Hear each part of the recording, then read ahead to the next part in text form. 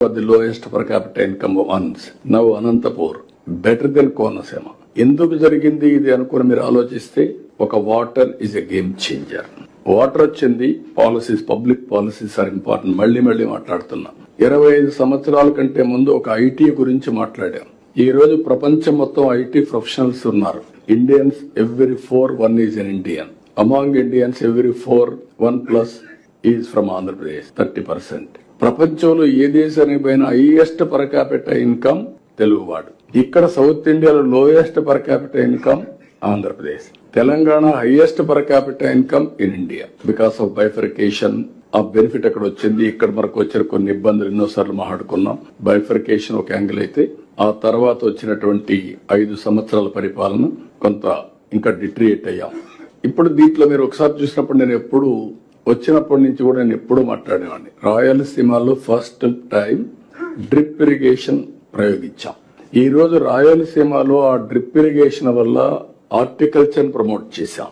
ఈ 2 deadly combination. ఎప్పుడైతే నీళ్లు లేని ప్రాంతంలో నీళ్లు ఇచ్చాం, నీళ్లు తక్కువ ఉన్నాయి, నీళ్లు తక్కువ ఉండే సమయంలో డ్రిప్ తీసుకొచ్చాం. 1 acre 2.5 acres కి ఇచ్చింది. నీళ్లు లేనప్పుడు పోలవరం ప్రాజెక్ట్ స్టార్ట్ అయింది. 5 ఏళ్లు పడుతుంది, ఇప్పుడు 10 ఏళ్లు పట్టింది. ఈ 5 సంవత్సరాలు ఏం చేయాలని ఆలోచించి 1 సంవత్సరంలో పట్టిసీమ పూర్తి చేసి, పట్టిసీమ నీళ్లు కృష్ణాకు తీసుకొచ్చి, కృష్ణాలో వాడే నీళ్లని సేవ్ చేసి శ్రీశైలం నుంచి రాయలసీమకి ఇచ్చాం. That is only single day. మీకు ఏ విధంగా వస్తాయో ఇంపాక్ట్ అనేది మీరు గుర్తుపెట్టుకోవాలి. ఈ రోజు వర్షాలు పడ్డాయి. మొన్న 100 డేస్ లో అంద్రే నీవా పూర్తి చేసి 738 కిలోమీటర్లు తీసుకుపోయి కుప్పానికి నీళ్లు ఇచ్చాం.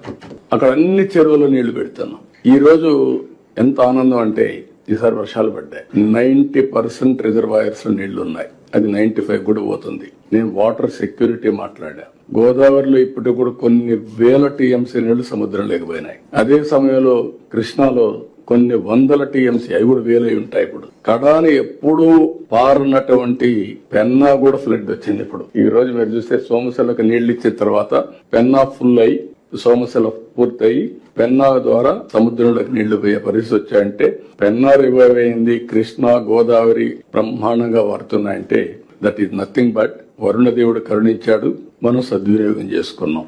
మీకు ఎందుకు ఈ విషయం చెప్పానంటే, అది కూడా వచ్చినప్పుడు డిస్కషన్ కోసం ఒక ఎగ్జాంపుల్, ఒక పబ్లిక్ పాలసీ ద్వారా వీ కెన్ ట్రాన్స్ఫార్మ్ టోటల్.